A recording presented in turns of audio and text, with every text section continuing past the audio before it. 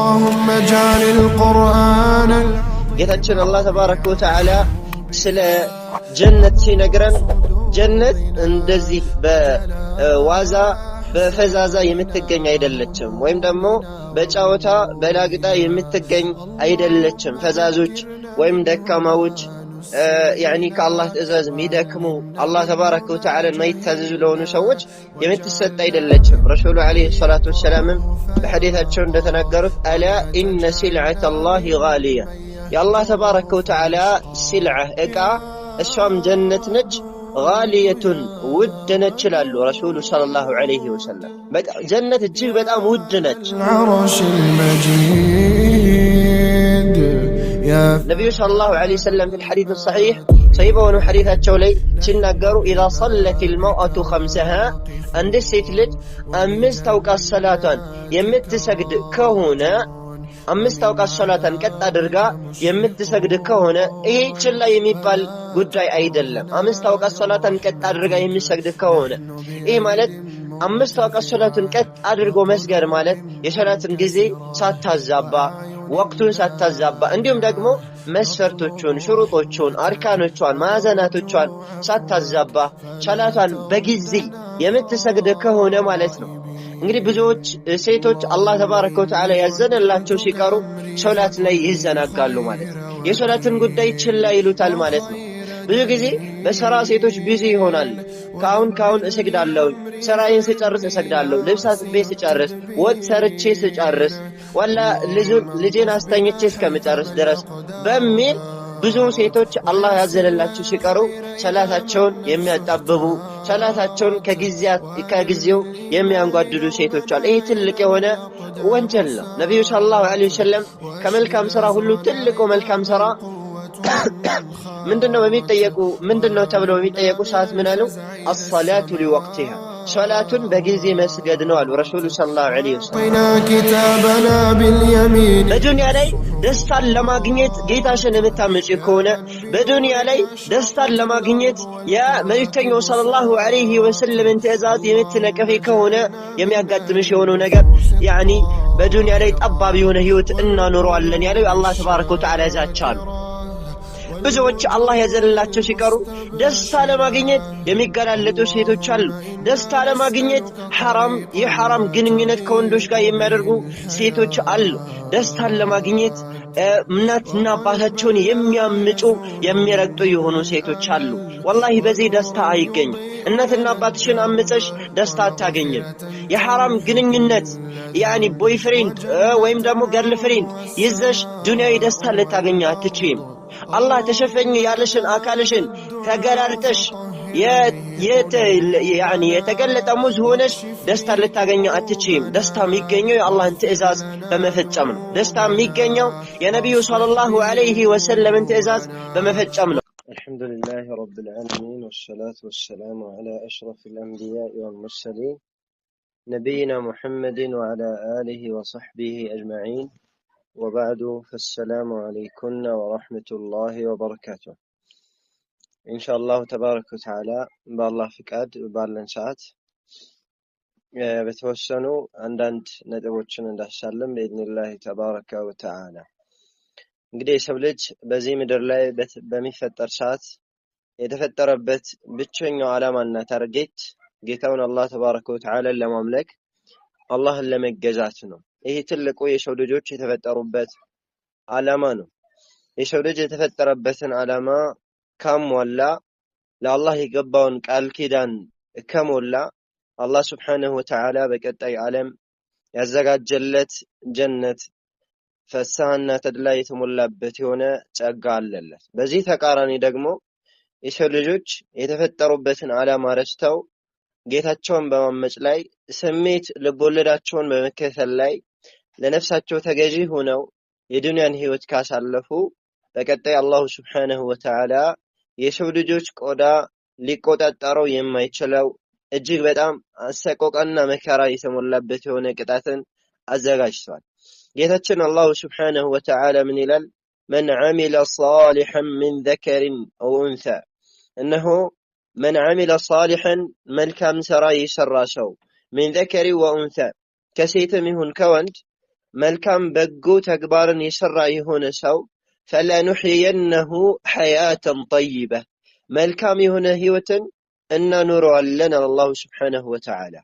ይሄ የዱንያ ጸጋው ነው። ይሄ በዱንያ የሚሰጠው የሆነ ተድላ ነው። መልካም ስራ የሰራ فلنحيينه حياة طيبة መልካም ህይወትን እናኖረዋለን። በዚህ አንቀጽ አላህ ተባረከ ወተዓላ ምን ብሎ ነው የጀመረው? من عمل صالحا من ذكر أو أنثى ከሴትም ይሁን ከወንድ ብሎ ነው የጠቀሰው ማለት ነው። መልካም ስራ የሰራ ሰው አላህ ዘንድ ምንዳን ለመንዳት ጾታ እንደማይለየው በዚህ አንቀጽ መጀመሪያ እየዳሰሰልን ነው። من ذكر أو أنثى ከሴትም ይሁን ከወንድ የሚታየው መልካም ስራ መስራቱ ነው። الجزاء والنتيجة ምንዳውና ውጤቱ ምንድነው? فلنحيينه حياة طيبة መልካም ህይወትን እናኖረዋለን።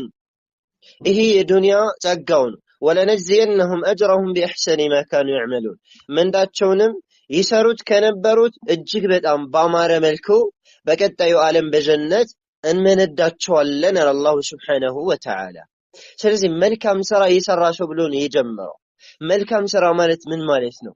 መልካም ስራ እንዴት መስራት አለብን? ይሄ የሁላችንም ቢስራ ነው ሊሆን የሚገባው ማለት ነው። ጌታችን አላህ ተባረከ ወተዓላ ስለ ጀነት ሲነግረን ጀነት እንደዚህ በዋዛ በፈዛዛ የምትገኝ አይደለችም፣ ወይም ደግሞ በጫወታ በላግጣ የምትገኝ አይደለችም። ፈዛዞች ወይም ደካማዎች ያኒ ከአላህ ትእዛዝ የሚደክሙ አላህ ተባረከ ወተዓላ የማይታዘዙ ለሆኑ ሰዎች የምትሰጥ አይደለችም። ረሱሉ አለይሂ ሰላቱ ወሰላም በሐዲታቸው እንደተናገሩት አላ ኢነ ሲልዐተ አላህ ጋሊያ የአላህ ተባረከ ወተዓላ ሲልዐ እቃ እሷም ጀነት ነች። ጋሊየቱን ውድ ነች ይላሉ ረሱሉ ሰለላሁ ዐለይሂ ወሰለም። ጀነት እጅግ በጣም ውድ ነች። አንድ ሰው ውድ የሆነን ነገር ለመግዛት ውድ የሆነውን ጊዜውን ውድ የሆነውን ጉልበቱን የተለያዩ ነገራቶችን መስዋዕት አድርጎ ነው የሚያገኘው። ፈከይፈ ቢልጀነት ጀነት ከሆነስ ዝም ብለን ዘው ብለን ዘለን እንገባበት አይደለም። ወኢነማ የአላህ ተባረከ ወተዓላ ውድ ዕቃ ነው። ያንን ውድ ዕቃ ውድ በሆነ ነገር ነው ልንለውጠው ልንሸምተው የምንችለው ማለት ነው። በዚህ ዱንያ ላይ በምንኖር ሰዓት ትልቁ ዓላማችን ታርጌታችን ጀነት መግባት ነው፣ ከእሳት መራቅ ነው። ጌታችን አላህ ተባረከ ወተዓላ እንደተናገረው فمن زحزح عن النار انه ከእሳት የተራቀ የሆነ ሰው وادخل الجنة ጀነት የተገተተ የሆነ ሰው فقد فاز በእርግጥም እድለኛ ሆነ አለ ጌታችን አላህ ተባረከ ወተዓላ። እድለኛ መሆን የምትፈልግ ከሆነ የረሱሉ ሰለላሁ ዐለይሂ ወሰለምን ትእዛዝ ተግባራዊ ማድረግ እንዲሁም የእሳቸውን ክልከላ መራቅና መከልከል ነው። አላህ በዚህ አንቀጽ ምን አለ? من عمل صالحا من ذكر أو أنثى ከሴትም ይሁን ከወንድ መልካም በጎ ተግባርን የሰራ የሆነ ሰው። እዚህ ላይ ቆም ብለን ምናስብበት ምናጤንበት የሆነ ነጥብ አለ። መልካም ስራ መልካም የሚባለው መቼ ነው? አንድ ነገር መልካም የሚባለው መቼ ነው የሚለውን ማየት መቻል አለብን። ሁለት መስፈርቶች መሟላት መቻል አለባቸው። የመጀመሪያው አልኢኽላስ ለአላህ ተብሎ የተሰራ ስራ ነው መልካም ሊሆን የሚችለው ማለት ለይልኝ የተሰራ ለይስሙልኝ የተሰራ ለሰው ተብሎ የተሰራ ስራ መልካም አይባልም። ጌታችን አላህ ተባረከ ወተዓላ ምን ይላል? ወማ ኡሚሩ የሰው ልጆች አልታዘዙም ጌታቸውን አላህ ተባረከ ወተዓላን በብቸኝነት ሊያመልኩ ቢሆኑ እንጂ ሙኽሊሲን ለሁዲን ለእርሱ ዲናቸውን ጥርት ያደረጉ ሲሆን ይላል ጌታችን አላህ ተባረከ ወተዓላ። ስራችን ላይ ይውልኝ ይስሙልኝ ካለበት ስራችን ላይ ኢኽላስ ከሌለበት ለሰዎች ከሆነ የምንሰራው ማለት ነው አላህ ተባረከ ወተዓላ ዘንድ ተቀባይነት የለውም።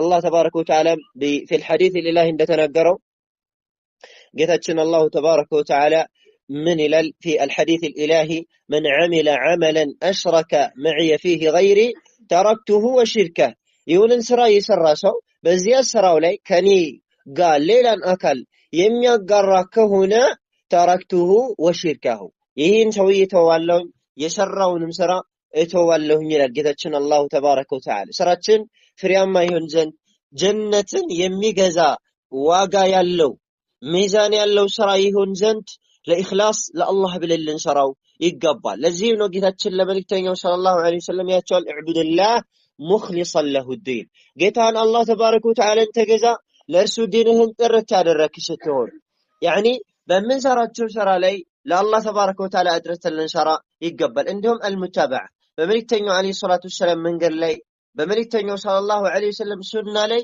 የተጓዝን ልንሆን ይገባል። ልክ እንደዚያ እንደ ቀደምቶች የዲን አባቶችና እናቶቻችን ማለት ነው በመልእክተኛው አለይሂ ሰላቱ ወሰላም ሱና ላይ በእሳቸው አስተምህሮት ላይ ሄደው እንደ ላቁና እንደ ተከበሩ ሁሉ እኛም ጀነትን እንጎናጸፍ ዘንድ ከእሳት እንርቅ ዘንድ በመልእክተኛው አለይሂ ሰላቱ ወሰላም መንገድ መሄድ ግድ ነው ማለት ነው። طيب فلنحيينه حياة طيبة እነኚህን መልካም ስራ የሰሩ ከወንድም ይሁን ከሴት በዱንያ ላይ መልካም ህይወትን እናኖራቸዋለን አላህ ተባረከ ወተዓላ። ይህንን ቃል ኪዳን የሚገባልን ማን ነው? ከአርሽ በላይ ያለው ጌታችን አላህ ነው። ይህንን ቃል ኪዳን የሚገባልን ጌታ ማን ነው?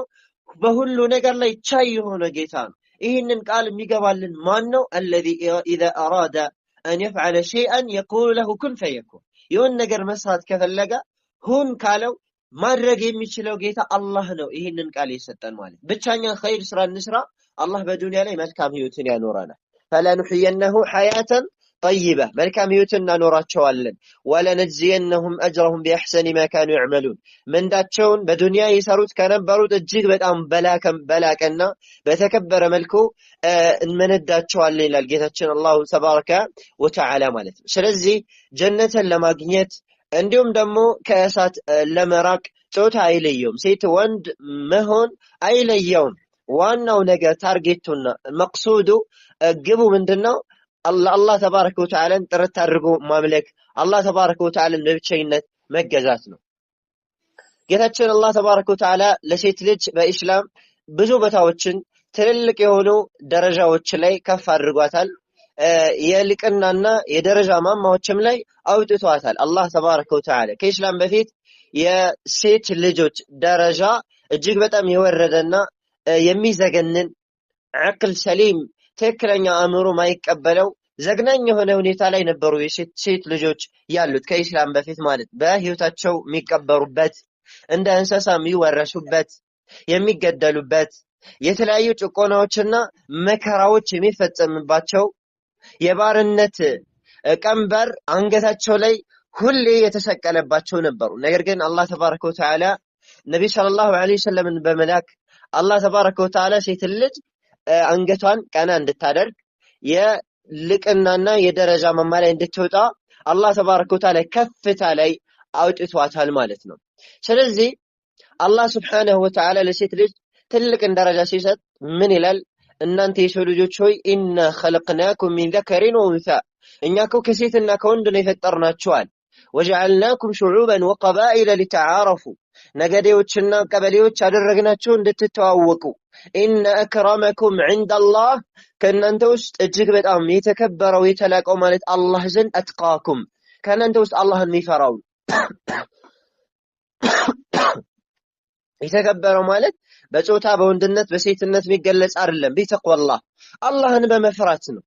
አንድ ሴት አላህን የምትፈራ ከሆነ መልካም ስራ የምትሰራ ከሆነ ربما تفوق ألفا من الرجال 1000 ወንዶች ልትበልጥ ትችላለች። ከ1000 ወንዶች ልትበልጥ ትችላለች ማለት ነው። ወንድነት የሚለካ ወንድ ስለሆነ አይደለም። وإنما بالعمل الصالح بتقوى الله መልካም ስራን በመስራት አላህ ተባረከ ወተዓላን በመፍራት ጌታችንን አላህ ተባረከ ወተዓላን በመጠንቀቅ መልካም ስራዎችን በመስራት ነው። ስለዚህ ሴት ልጆችን አላህ ሲያልቃቸው ነገር ግን በሴት ልጆች ላይ ያንጠለጠለ የሆነ ግዴታ አለ። ሊፈጽሙት ግድ የሚሆን የሆነ አላህ ተባረከ ወተዓላ ግድ ያደረገባቸው የሆነ ግዴታ አለ። በተለይም ከወንዶች የሚለዩበት የሆነው ነገር ማለት ነው። ነብዩ ሰለላሁ ዐለይሂ ወሰለም في الحديث الصحيح صحيح በሆነው ሐዲታቸው ላይ ሲናገሩ اذا صلت المرأة خمسها አንድ ሴት ልጅ 5 አውቃት ሰላቷን የምትሰግድ ከሆነ 5 አውቃት ሰላቷን ቀጥ አድርጋ የምትሰግድ ከሆነ ይሄ ችላ የሚባል ጉዳይ አይደለም። 5 አውቃት ሰላቷን ቀጥ አድርጋ የሚሰግድ ከሆነ ይሄ ማለት 5 አውቃት ሰላቱን ቀጥ አድርጎ መስገድ ማለት የሰላትን ጊዜ ሳታዛባ ወቅቱን ሳታዛባ እንዲሁም ደግሞ መስፈርቶቹን፣ ሽሩጦቹን፣ አርካኖቿን፣ ማዕዘናቶቿን ሳታዛባ ሰላቷን በጊዜ የምትሰግድ ከሆነ ማለት ነው። እንግዲህ ብዙዎች ሴቶች አላህ ተባረከ ወተዓላ ያዘነላቸው ሲቀሩ ሶላት ላይ ይዘናጋሉ ማለት ነው። የሶላትን ጉዳይ ችላ ይሉታል ማለት ነው። ብዙ ጊዜ በሰራ ሴቶች ቢዚ ይሆናሉ። ካሁን እሰግዳለሁ ስራዬን ስጨርስ እሰግዳለሁ ልብስ አጥቤ ስጨርስ ወጥ ሰርቼ ስጨርስ ወላ ልጄን አስተኝቼ እስከመጨረስ ድረስ በሚል ብዙ ሴቶች አላህ ያዘለላቸው ሲቀሩ ሰላታቸውን የሚያጣብቡ ሰላታቸውን ከጊዜው የሚያንጓድዱ ሴቶች አሉ። ይሄ ትልቅ የሆነ ወንጀል ነው። ነብዩ ሰለላሁ ዐለይሂ ወሰለም ከመልካም ስራ ሁሉ ትልቁ መልካም ስራ ምንድነው ተብለው የሚጠየቁ ሰዓት ምን አሉ? الصلاه لوقتها ሶላቱን በጊዜ መስገድ ነው አሉ ረሱሉ ሰለላሁ ዐለይሂ ወሰለም። እንደውም ጌታችን አላህ ተባረከ ወተዓላ ሰላትን ከጊዜው የሚያንጓድዱ ሰዎችን ሲዝተባቸው فخلف من بعدهم خلف اضاعوا الصلاه واتبعوا الشهوات فسوف يلقون غيا ከነሱ በኋላ ማለትም ከነቢያቶች በኋላ መጥፎ የሆኑ ምትኮች ተተኩ። اضاعوا الصلاه ሰላትን ከጊዜዋ የሚያጣብቡ የሆኑ አላቸው እነዚህን መጥፎ ምትኮች ማለት واتبعوا الشهوات ስሜታቸውን ልቦለዳቸውን ቢከተሉ ነፍሳቸውን መሪ ያደረጉ ነፍሲያቸውን የሚገዙ የሆኑ ሰዎች እነዚህ ሰዎች ከደጋጎችና ከጻድቃኖች በኋላ ምትኮች ሆነው መጡ። አላህ እነዚህ ሰዎች ተስመልክቶ ምን አለ? فسوف يلقون غيا غي የተሰኘ የጀሃነምን ጉድጓድ ሳይገናኙ አይቀርም አለ አላህ ተባረከ ወተዓላ።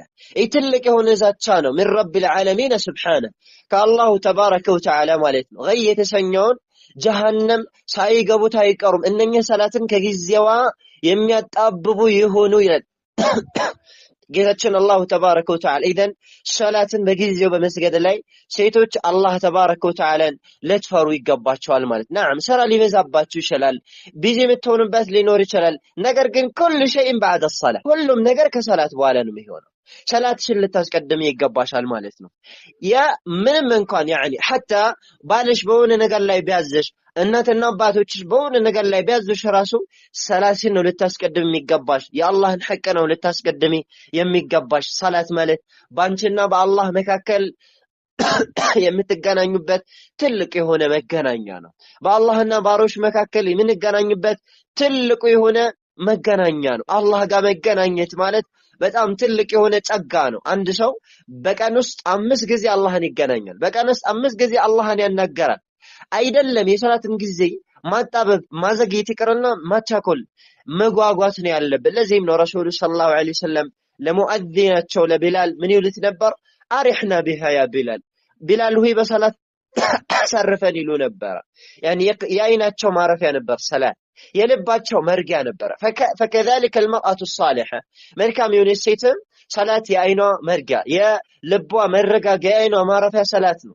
ዙሁር ሰግደሽ ዓስርን በሰላም እንድሰግድ ጌታዬ ሆይ ብለሽ አላህን መለመን የዓስር ጊዜ የሚደርስ ሰዓት ወደ ኋላ ወደፊት ሳትይ በጊዜው መስገድ አላህ ተባረከ ወተዓላ ምንም አላህን መማጸን ሶላትን በኹሹዕ አላህን መፍራት ያኒ መስገድ በዚህ መልኩ ጀነትን ማግኘት ይቻላል። رسول صلى الله عليه وسلم قال إذا صلت المرأة 5 وصامت شهرها ወሯን ከጾመች አሉ ረሱሉ ሰለላሁ ዐለይሂ ወሰለም። ሁለተኛ ደረጃ ምን አሉ?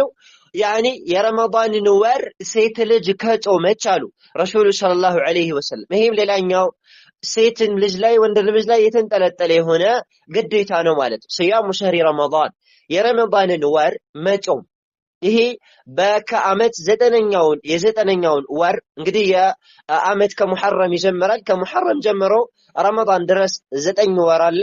9ኛው ወር ረመዳን ነው። ይሄንን ረመዳንን ወር መጾም በሴትም በወንድም ላይ ግዴታ ነው። ማለም ተኩን المرأة حائضة ሴትየዋ የወር አበባ ላይ አው ወይም የወሊድ ደም ላይ እስካልሆነች ድረስ ወይም ደግሞ መንገደኛ እስካልሆነች ድረስ ወይም ህመምተኛ እስካልሆነች ድረስ እንዲሁም ደግሞ ሌሎች ምክንያቶች እስከ ሌሏት ድረስ አቅመ አዳም ደረጃ ላይ ከደረሰች የረመዳንን ወር መጾም ግዴታ ነው የሚሆነው። ለዚህም ነው በዚህ ሐዲስ ላይ ምን አሉ? 5 አውቃታን ከሰገደች ካሉ በኋላ ወصامت شهرها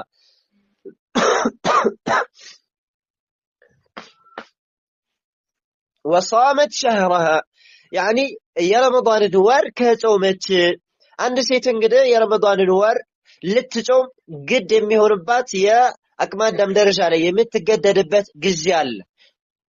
ለዚህም ደግሞ ምልክቶች አሉት። ሴት ልጅ ለመጾም የመድረሷ ምልክቶች አሉ ማለት ነው። ከነዚያ ምልክቶች ውስጥ አንደኛው ሐይድ ማየቷ ነው። ሐይድን አይታ ከሆነ ሴትዮዋ ማለት ነው ረመዳንን ወር መጾም ግዴታ ይሆንባታል። 9 ዓመት ልጅ ሆና ሐይድ ብትመለከት የ10 ዓመት ሆና የ12 ዓመት ሆና ሐይድ ካየች የረመዳንን ወር መጾም ወከዛሊከ ሰላት መስገድ ግዴታ ይሆንባታል ማለት ነው።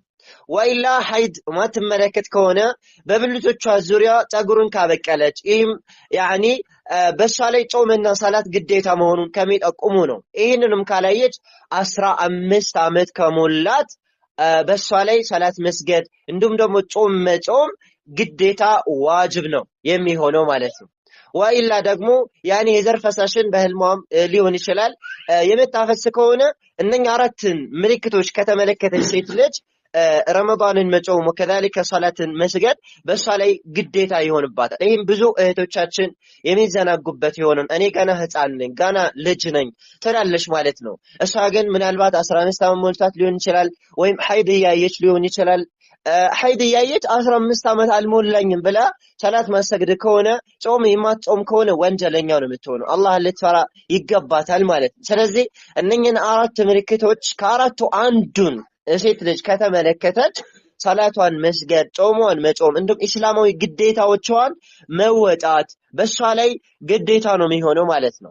ከዚህ አንፃር ምን አለ አላህ መልእክተኛ ሰላም ወሷመት ሸህረሃ ረመዳን ወርዋን ከጾመች የረመዳንን ወር ልትጾሚ ይገባሻል ማለት ነው። ባንቺ ላይ ግዴታ ከሆነ የረመዳንን ወር ልትጾሚ ይገባሻል። በረመዳን ወር ጾም ላይ ደግሞ ለተጸሚያቸው የሚገቡ የሆኑ ነገራቶች አሉ ማለት ነው። ከነዚያ ውስጥ አንደኛው አላህን መፍራት ነው። ጾም የተደነገገው አላህን ለመፍራት ነው። ጾም አላህ በሰው ልጆች ላይ ግዴታ ሲያደርገው ጥበቡና ታርጌቱ የሰው ልጆች አላህን ይፈሩ ዘንድ ነው። በጾምሽ ጊዜ አላህን ፍሪ። ጌታችን አላህ ምን ይላል? ኩቲበ አለይኩም الصيام كما كتب على الذين من قبلكم لعلكم تتقون። እናንተ የሰው ልጆች ሆይ በእናንተ ላይ ጾም ግዴታ ተደረገ ከእናንተ በፊት ባሉ ህዝቦች ላይ ግዴታ እንደተደረገ ሁሉ ጾም ግዴታ የተደረገው لعلكم تتقون አላህን ትፈሩ ዘንድ አላህን ትጠነቀቁት ዘንድ ነው ይላል ጌታችን አላህ Subhanahu Wa Ta'ala። ጾም ባንቺ ላይ በኒ ግዴታ የተደረገው አላህን ለመፍራት ነው። ጾመሽ አላህን ማትፈሪ ከሆነ ጾመሽ ወንጀል መስፈጽሚ ከሆነ የጾሙ ዓላማ የለም ማለት ነው። የጾሙ ታርጌት የለም ማለት ነው። ለዚህም ነው ረሱሉ ሰለላሁ ዐለይሂ ወዐላ አሊሂ ወሰህቢሂ ወሰለም ምን ይላሉ? አላህ ተባረከ ወተዓላ አንድ ባሪያ ምግብንና መጠጡን በመተው ደንታ የለውም ወንጀልን ኃጢአትን እስካልተወ ድረስ።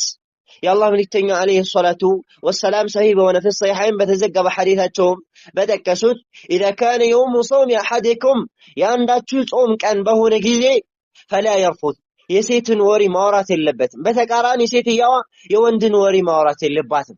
ተሰብስቦ ስለ ወንድ ማውራት እገሊትን አገባት እገሊትን ፈታት በዚህ ገባ በዚህ ወጣ የሴት ወሬ ማለት ወንዱም እንደዚህው የሴት ወሬ ማለት እየተከለከለ ነው። ወላ يجهل የማይማኖችንም ስራ አይስራ። ወከذلك يعني لا يجهل የሚለው ዑለማዎች ሲተረጉሙት የቅል አይሁን የቅሎችን ስራ መስራት የለበትም። ወላ يسخب ጫሂ መሆን የለበትም። በመትጾም ሰዓት ጫሂ መሆን የለብሽም። خصوصا النساء በተለይም ሴት አይደለም ጾመኛ ሆና ከጾም ውጭም ذات حياء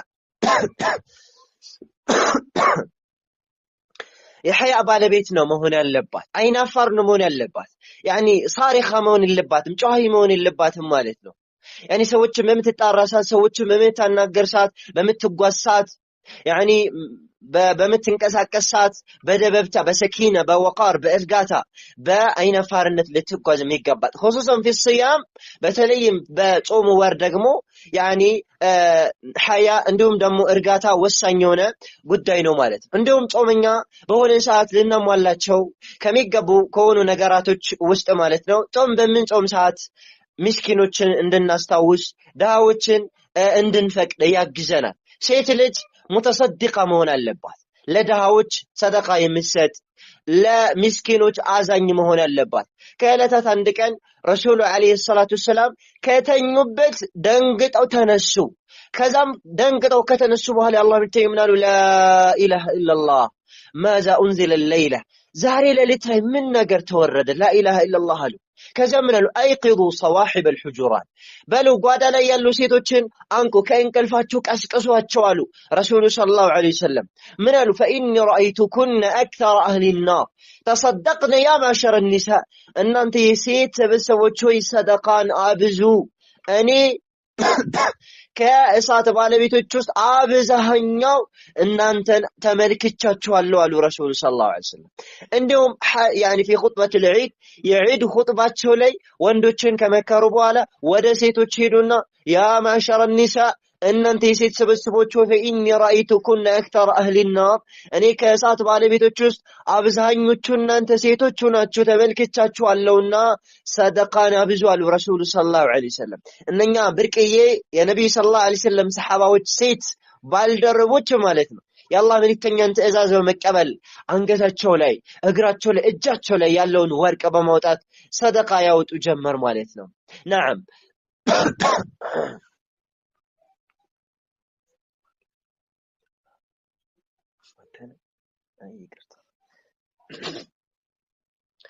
እና ኢንሻአላህ አላብዛባችሁ። ከዚያም አላህ መልእክተኛ አለይሂ ሰላቱ ወሰለም ምን አሉ? إذا صلى المرأة خمسها إذا صلت المرأة خمسها وصامت شهرها وأطاعت بعلها ባሏን የምትታዘዝ ከሆነ አሉ በሶስተኛ ደረጃ ማለት ነው። ባሏን ከታዘዘች ይህ ሌላኛው ትዳር ለያዙ ሴቶች የነብዩ አለይሂ ሰላም ወሲያ ነው፣ ምክር ነው ማለት ነው። ጣዓት ዘውጅ ያኒ ባልን መታዘዝ ግዴታ ነው ማለት ነው። የአላህ መልእክተኛ አለይሂ ሰላም ከዕለት አንድ ቀን ሙዓዝ ብን ጀበል የተሰኘ ሰሐባ የተለያዩ የካህዲያን ንጉሳኖች መሪ ያኒ ህዝቦቻቸው ሲሰግዱላቸው ተመለከተና ነብዩ ሰለላሁ ዐለይሂ ወሰለም ዘንድ መጥቶ አይ ከንጉሶች ሁሉ ትልቅ ንጉስ ማለት እሳቸው ናቸውና ብሎ ስጁድ ወረደላቸው ለረሱሉ ሰለላሁ ዐለይሂ ወሰለም። የአላህ መልእክተኛ ምን አሉት? ያ ሙዓዝ ምንድነው እያደረክ ያለኸው? እኮ ለአላህ እንጂ ለማንም አይገባም፣ ስጁድ ለሰው ልጅ አይገባም። እሱ ምክንያቱን ነገራቸው። ያኒ የተለያዩ ንጉሶች ስጁድ ሲወረድላቸው ስለተመለከትኩ ነው። አንቱ ደግሞ ከነሱ የበለጠ ሊጎነበስሎት የሚገባውት ናችሁ ብዬ ስለማሰብ ነው ስላቸው የአላህ መልእክተኛ ምን አሉ? ለው ኩንቱ አሚራን አሐደን አን የስጁደ ሊአሐድ ለአመርቱ ልመርአተ አን ተስጁደ ሊዘውጂሃ እኔ አንድን ሰው ለአንድ ሰው እንዲሰግድ ባዝ ኖሮ ሴት ልጅ ለባሏ እንድትሰግድ አዝ ነበረ። ነገር ግን ጉዳዩ ስጁድ የሚባለው ነገር የአላህ ተባረከ ወተዓላ መብት ነው፣ የአላህ ሐቅ ነው፣ ለፍጡር የሚሰጥ አይደለም አሉ ረሱሉ ሰለላሁ ዐለይሂ ወሰለም። አሻሂድ ዋናው ነጥብ ከዚህ ይህን ሐዲስ ከማውሳት የፈለኩበት ምንድነው? ያኒ አንድ ሰው ለአንድ ሰው ስጁድ እንዲወርድ የማዝ በሆን ኖሮ ሴት ልጅ ለባሏ ስጁድ እንድትወርድ ባዘዝኳት ነበር ማለታቸው ነው የአላህ መልእክተኛ አለይሂ ሰላም። ያኒ ሴት ልጅ ባሏ ላይ ያለባት ሐቅ እጅግ በጣም ትልቅ ነው ማለት ነው። ያኒ ልትታዘዘው ይገባል ማለት ሐቅ አለባት ማለት ነው። ያኒ ፊ ያኒ ጣዓቲላህ አላህ ተባረከ ወተዓላ በመታዘዝ ጉዳይ አላህን አምጪ ብሎ በአመጽ እስካላዛት ድረስ ባሏ ልትታዘዝ ይገባታል። መጨረሻ ላይ የአላህ መልእክተኛ አለይሂ ሰላም ምን አሉ?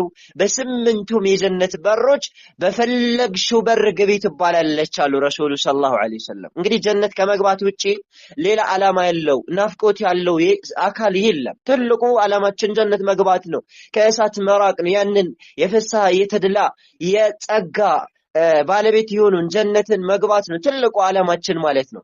በዚህ ሐዲስ አላህ መልእክተኛ ምን አሉ? በስምንቱም ጀነት በሮች እንደፈለገች ግቢ ትባላለች አሉ ረሱሉ ሰለላሁ ዐለይሂ ወሰለም። እኔንም እናንተንም አላህ ተባረከ ወተዓላ ጀነትን ከሚወርሱ ጀነትን ከሚገቡ ያደርገን ማለት ነው። ስለዚህ አላህን ትእዛዝ በመከተል እንዲሁም የረሱሉ ሰለላሁ ዐለይሂ ወሰለም ትእዛዝ በመፈጸም ወከዛሊካ የአላህን ክልክላት በመራቅ የነብዩ ሰለላሁ ዐለይሂ ወሰለም ክልክላት በመራቅ ጀነት መግባት ከእሳት መራቅ እንችላለን ማለት ነው።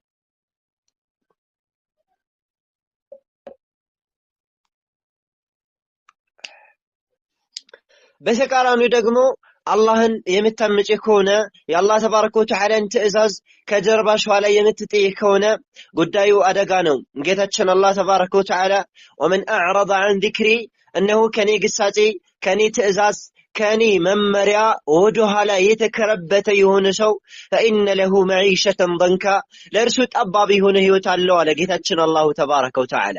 በዱንያ ላይ ደስታን ለማግኘት ጌታሽን የምታመጪ ከሆነ በዱንያ ላይ ደስታን ለማግኘት የመልእክተኛው ሰለላሁ ዐለይሂ ወሰለም ትእዛዝ የምትነቀፊ ከሆነ የሚያጋጥምሽ የሆነው ነገር ያኒ በዱንያ ላይ ጠባብ የሆነ ህይወት እናኖረዋለን ያለው አላህ ተባረከ ወተዓላ ዛቻ ነው። ብዙዎች አላህ ያዘለላቸው ሲቀሩ ደስታ ለማግኘት የሚገላለጡ ሴቶች አሉ። ደስታ ለማግኘት የሐራም ግንኙነት ከወንዶች ጋር የሚያደርጉ ሴቶች አሉ። ደስታን ለማግኘት እናትና አባታቸውን የሚያምፁ የሚረግጡ የሆኑ ሴቶች አሉ። ወላሂ በዚህ ደስታ አይገኝም። እናትና አባትሽን አምፀሽ ደስታ አታገኝም። የሐራም ግንኙነት ያኒ ቦይፍሬንድ ወይም ደግሞ ገርልፍሬንድ ይዘሽ ዱንያዊ ደስታ ልታገኝ አትችይም። አላህ ተሸፈኝ ያለሽን አካልሽን ተገላልጠሽ የተገለጠ ሙዝ ሆነሽ ደስታ ልታገኝ አትችይም። ደስታ የሚገኘው የአላህን ትእዛዝ በመፈጸም ነው። ደስታ የሚገኘው የነብዩ ሰለላሁ ዐለይሂ ወሰለም ትእዛዝ በመፈጸም ነው። ለዚህም ነጌታችን ማለት ወመን አረደ አን ዚክሪ ፈኢነ ለሁ መዒሸተን ضንከ ጠባብ የሆነ ህይወት አለው። ለዚህም እኮ ነው ብዙ ሴቶች ደስታን እናገኛለን ብለው ቤተሰቦቻቸውን አምፀው አላህን አምፀው ተገላልጠው የወጠጤዎች የወጣቶች ወከዛሊክ አላህን የሚያምፁ የሆኑ ሰዎች መጫወቻ ሆነው ወይ አላገቡ ወይ ከእናት ከአባታቸው አልሆኑ ሜዳ ላይ ወድቀው የማንም መጫወቻ የሆኑ ሴቶች ማለት የማንም መጫወቻ የሆኑ ሴቶች ጫትና ፌስታል ይዘው በየሻይ ቤቱ በየምግብ ቤቱ ማለት ነው። ማንም የሚጠቅሳቸው ማንም የሚነካቸው ማንም የሚጫወትባቸው ማንም ጊዜያዊ ስሜቱን የሚያረካባቸው ትንሽ የሆነችን ደስታ እናገኛለን ብለው መጫወቻ የሆኑ ማለት። ስለዚህ አንቺ መጫወቻ ልትሆኚ አይገባሽም። ደስታ የምታገኘው በሂጃብሽ ነው። ደስታ የምታገኘው ቤትሽ ላይ በመርጋትሽ ነው። ወቀርነ ፊ ቡዩቲኩና ወላ ተበረጅነ ተበሩጀ الجاهلية الأولى በቤቶቻችሁ ላይ እናንተ ሴቶች ሆይ ርጉ ይላል ጌታችን አላህ ተባረከ ወተዓላ። አንቺ ቤትሽ ይበቃሻል።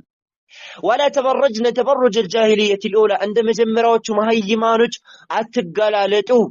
መገላለጥም የለብሽም ማለት ነው። ደስታ የምታገኘው በሂጃቦች ውስጥ ነው ማለት ነው። ያኒ ዱንያዊ ጸጋን ተድላን የምታገኘው አላህን በመታዘዝ ውስጥ ነው ማለት ነው። አላህን የምታመጪ ከሆነ በዱንያ ራሱ የከፋ ህይወት ነው የሚያጋጥምሽ፣ የከፋ አደጋ ነው የሚያጋጥምሽ። አላህ ምን አለ? ወነሕሹሩሁ የውመ القيامة አዕማ። ይህ ዱንያው ብቻ አይደለም። ዱንያ እኮ ታልፋለች። ምንም እንኳን ዱንያ ላይ የተለያዩ መከራዎች ያጋጥሙሽ ያልፋሉ። አላህ ምን አለ? ወነሕሹሩሁ የውመ القيامة አዕማ። የቂያማ ቀን አይነ ስውር አድርገን ነው የምንቀሳቀሳቸው። ዛሬ ላይ የአላህን ትእዛዝ መፈጸም የከበዳችሁ ከሆነ ዛሬ ላይ አላህን ትእዛዝ ከጀርባችሁ ላይ የምትጥሉ ከሆነ ዛሬ ላይ አላፊ የሆነችውን የዱንያ ጥቅም የዱንያን ንዕመ ጸጋ ለማግኘት የአላህ ተባረከ ወተዓላን ትእዛዝ የምትነቅፉ ከሆነ የቂያማ ቀን አይነ ስውር አድርገን እንቀሳቀሳችኋለን አለ። ቃለ ረቢ ሊመ ሐሸርተኒ አዕማ። የዛኔ ጌታዬ ሆይ ለምንድን ነው አይነ ስውር አድርገህ የፈጠርከኝ? ወቀድ ኩንቱ በሲራ። በዚህኛ እኮ አይን ነበረኝ ትላለች ወይም ይላል ማለት ነው። አላህ ተባረከ ወተዓላ ይላል ቃለ ከዛሊከ أتتك آياتنا فنسيتها። በዱንያ ላይ የኛ ትእዛዝ የኛ ተአምር የኛ አስተምሮት መጥቶልህ የዛኔ ትተው ነበርና ወከذلك اليوم تنسى ዛሬም ትተዋለህ ይለዋል ጌታችን አላህ ተባረከ ወተዓላ። የዛኔ ህፃናቶች የሚሸብቱበት የዛኔ እርጉዝ የሆኑ ሴቶች የሚያጨነግፉበት እንደውም የሚያጠቡ ሴቶች የሚያስጥሉበት يوم تذهل كل مرضعة عما أرضعت وتضع كل ذات حمل حملها وترى الناس سكارى። ሰዎችን በቂያማ ቀን ከቅጣቱ የተነሳ የሰከሩ መስለው የምታይበት በሆነው በጭንቁ ቀን የዛኔ አላህ ተባረከ ወተዓላ በዱንያ አላህን ያመጡ ሰዎችን ዱንያ ላይ የኔን ትእዛዝ ትተህ ነበር ዛሬም ትቻለሁ ብሎ ሜዳ ላይ ይተዋቸዋል ማለት ነው። ሜዳ ላይ የዛኔ ላሙዒን ረዳት የለም። የዛኔ ቦይፍሬንድ የለም። የዛኔ አቃቃሚ የለም። የዛኔ ጓደኛ የለም። የዛኔ የሚያወጣው ኸይር ስራ ብቻ ነው። የዛኔ የሚያወጣው ዱንያ ላይ የተሰነቀ ሽንቅ ብቻና ብቻ ነው ማለት ነው። ስለዚህ እኔና አንቺ በዱንያ ላይ ሺህ ዓመት አንኖርም። በዱንያ ላይ ዝንተ ዓለም ዘላለም አንኖርም። ዱንያ ላይ የተፈጠርነው ለመጪው ዓለም ሽቃችን እንድንሰንቅ ነው። ስለዚህ በዚህ በዱንያ ላይ አላህን ወደፊት በምንገናኝ ሰዓት አላህ የሚወደውን ስራ በመስራት ለመጪው ዓለም ልንዘጋጅ ይገባል። ዛሬ ላይ አላህን ምንፈራ ከሆነ ነገ ቂያማ ቀን ያዘጋጀልን ጀነትን ነው። ወማ አድራኪ መል ጀነ ጀነት ማለት ምን እንደሆነ ምን አሳወቀሽ? ማለ አይኑን ረዐት አይን ያላየችው ወላ ኡዙኑን ሰሚዐት ጆሮ ያልሰማችው ወላ ኸጠረ ዐላ ቀልቢ በሸር በሰው ልጅ ልብ ላይ ወል ብሎ የማያውቅ ጸጋ ማለት ጀነት ላይ ያለው። ብልጥ የሆነች ሴት በዱንያ ብልጭልጭ አትሸወድም። ዛሬ ላይ በዱንያ ብልጭልጭ ልትሸወድ አይገባሽም። የጀነት ጸጋ፣ የጀነት ተድላ፣ የጀነት ፎቅ፣ የጀነት መጠጦች፣ የጀነት ምግቦች፣ የጀነት መዝናኛዎች፣ የጀነት ጸጋዎች ያኒ ምሳሌ የላቸውም ማለት ያንን ነው ልትመለከች የሚገባሽ። ዱንያ ላይ ሊከፋች ይችላል፣ ዱንያ ላይ ላይደላሽ ይችላል፣ ዱንያ ላይ መከራዎች ፈተናዎች ሊደራረቡብሽ ይችላሉ። ነገር ግን አንቺ አማኝ የሆንሽ ምንስት አሻግረሽ ነው መመልከት ያለብሽ። አይንሽን እዚህ መመልከት የለብሽም ማለት አሻግረሽ ነው መመልከት ያለብሽ። ልክ ድልድይ ላይ እንዳለ ሰው ድልድይ ላይ ያለ ሰው ውሃውን አይደለም የሚመለከተው፣ እታች ውሃውን የሚመለከት ከሆነ ወደ ታች ነው የሚወድቀው። ድልድይ ላይ ያለው ሰው ድልድዩ ወዳ ማዶ ያለውን ሜዳውን ነው የሚመለከተው ማለት ነው። ኡፍ ከዚህ ድልድይ ወጥቼ ማርፍበት ብሎ ያንን ነው የሚያስበው። አሁንም ድልድይ ላይ ነው ያለነው እኔም አንቺም ማለት ዱንያ ድልድይ ነች ማለት ነው። ስለዚህ ከድልድዩ ከባህሩ ወዳ ማዶ ያለው ያ ነው ዘላለማዊ ሀገራችን፣ ያ ነው መርጌ